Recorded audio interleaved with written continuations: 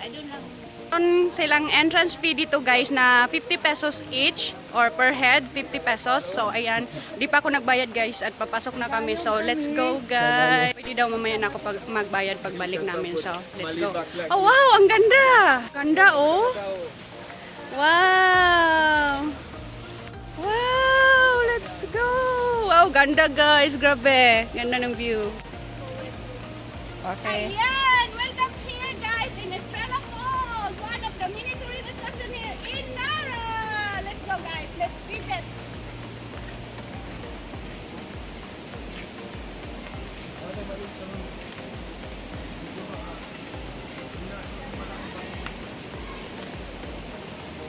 Ikaw ang filmmaker. Wow!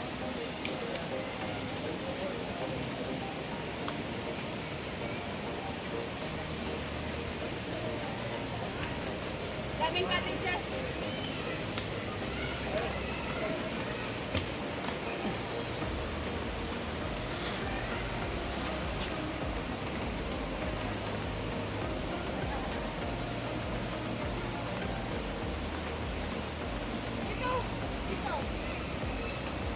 No, no, no, doon lang.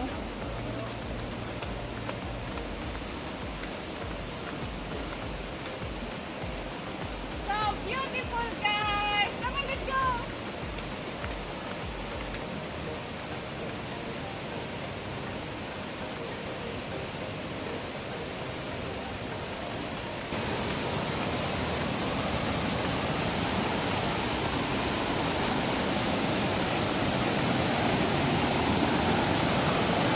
Ah, wow! Ito na siya, guys!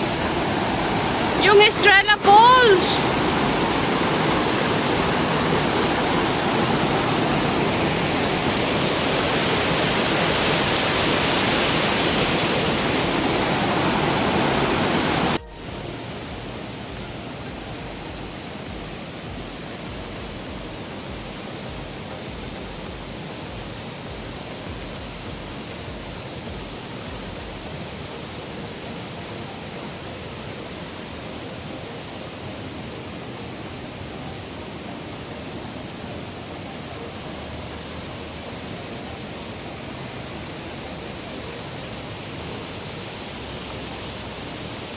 Ayan guys, so ito ang ipinagmamalaki ng mga taga dito guys, ang kanilang Estrella Falls.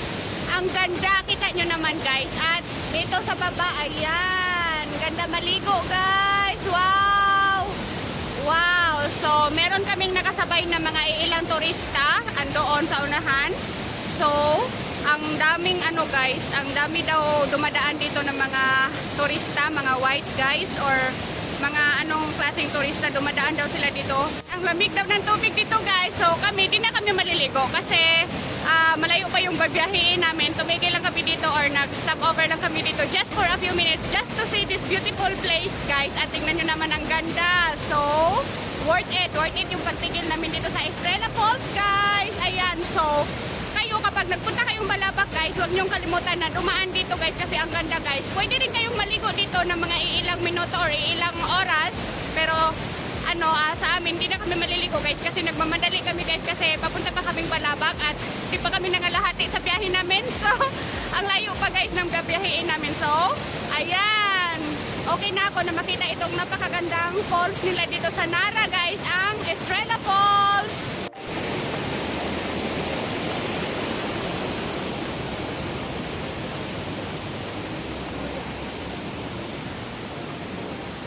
Ay!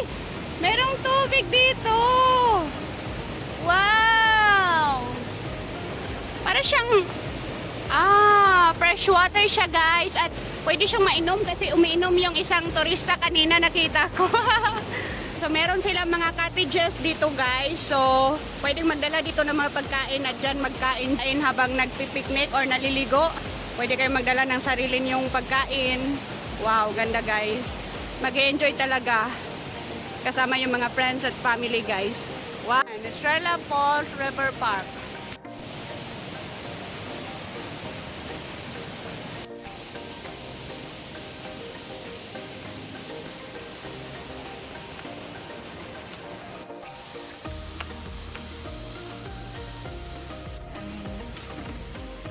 sige po. Okay, bye tayo dito. Sige na. Sige lang. Marunong ng Tagalog. Dili, kaya sa ang kipangasa lang Okay. yung Tagalog. Tinignan lang nila yung ano kasi ano rin na yun nila. Tagalog na sa amin. Sige, thank you. Sige kuya, salamat. Sige po. Estrella Falls. Ayan guys. So, wag niyong kalimutang bumisita dito guys sa Estrella Falls. Kapag napadaan kayo dito papuntang Balabac guys. So, ayan. Wow!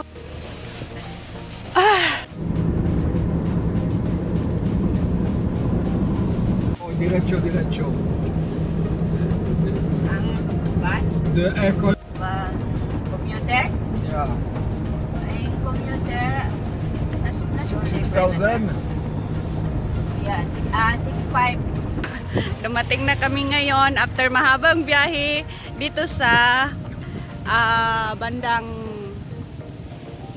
ayan, asan ba? Ayan, Española. Ayan, so Bataraza. So malapit na kami sa Bataraza guys. 90 kilometer na lang. Ayan, so dito kami sa Bataraza guys. Papunta. Ngayon, so malapit na lang 90 kilometer na lang guys. So dito pa kami ngayon sa Española.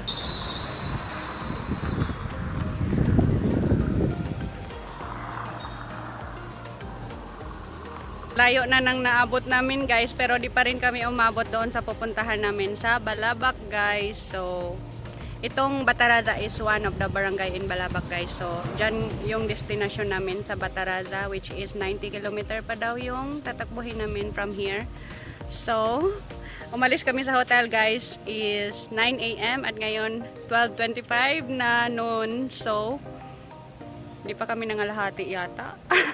Hindi ko alam guys. Yan nga, natagalan kami kasi yun nga ang ginagawa namin guys. As usual, kapag nagta-travel kami, titigil-tigil kami sa by the road na merong mga magagandang lugar, tanawin, or nice spot for tourist attractions. Init ngayon guys. Tingnan nyo. Naglalakad ako sa street dito guys. So, ang init.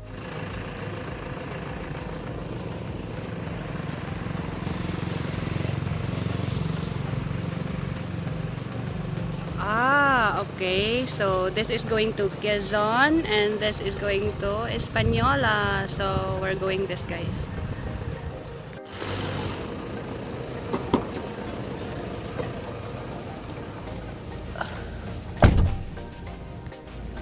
Maliit lang siya, man. Maliit nga. Magkano din yan? 450 dalawa, ma'am. 450 dalawa. Dalawang piraso? Dalawang tali po. 450 lang. Maliit man siya, oy. 250. Nga.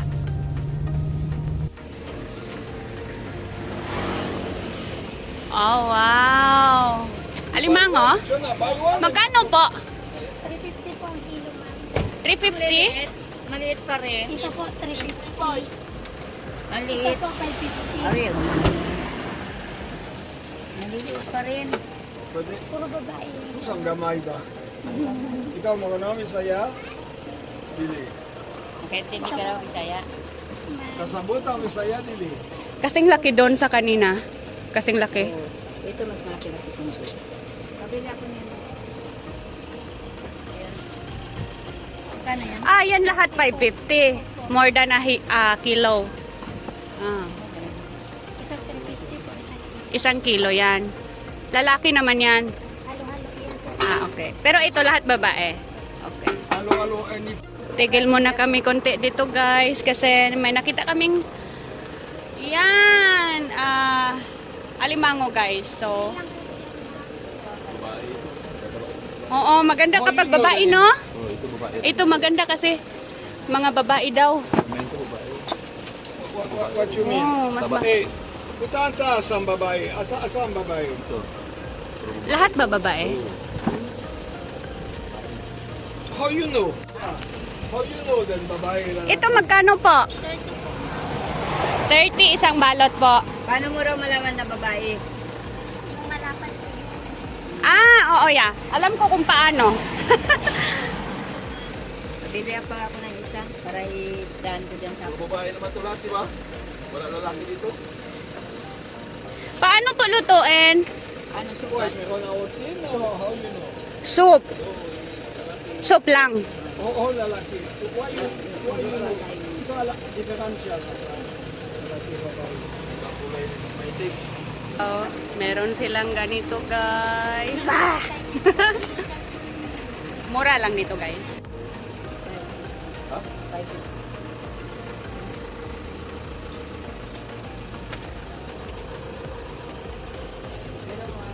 Buhay pa rin yan hanggang doon.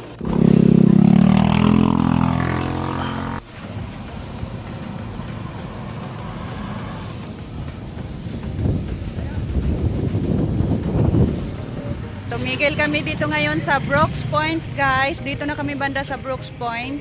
So, may 2 oras pa daw kami ibabiyahe papunta doon sa Bataraza, Balabac. So, tumigil kami dito, guys, kasi gutom na yung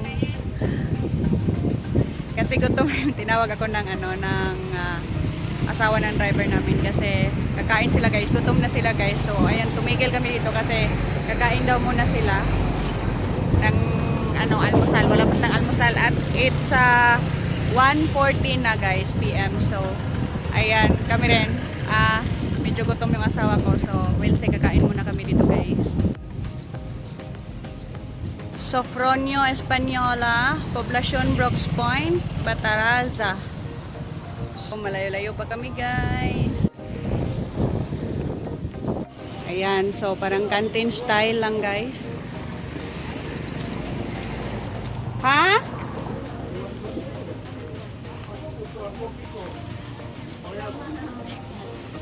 Ma'am, sorry ma'am kasi nagabiyahe nga kami. Kung klaseng saba? Wala nga po siya do papaitan at saka nilaga po. Nilagang baboy. Halal po. Halal. Kanya, baka baboy. Baka. Okay. Walang isda. Bawal.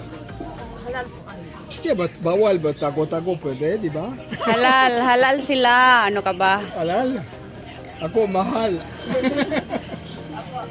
Yun din po ang sabi niya ma'am, yun din po sabi niya ibigay, Oh, wow. sabi niya ibigay po yung contact Ang palaya. Yeah. Tapos isa din ito. Isda, di ba? Isda. Yeah, isa. Wala na po, wala na.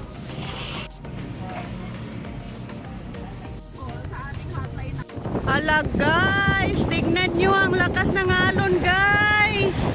Oh my God!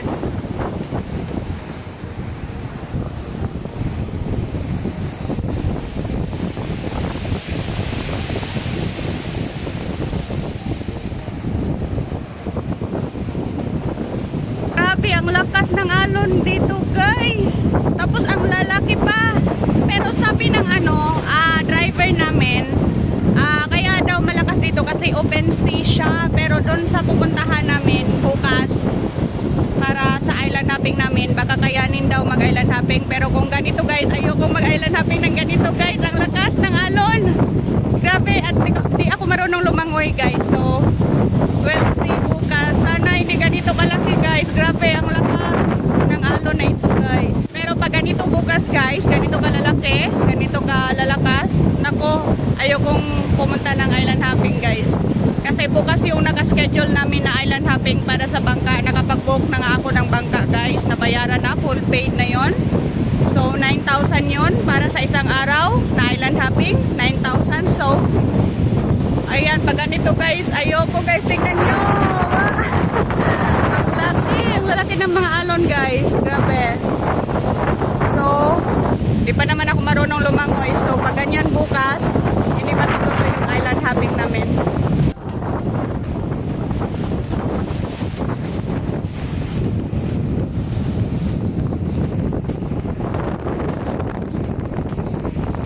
Dito kami ngayon sa tabing dagat or sa boulevard na Brooks Point, guys. David. Okay.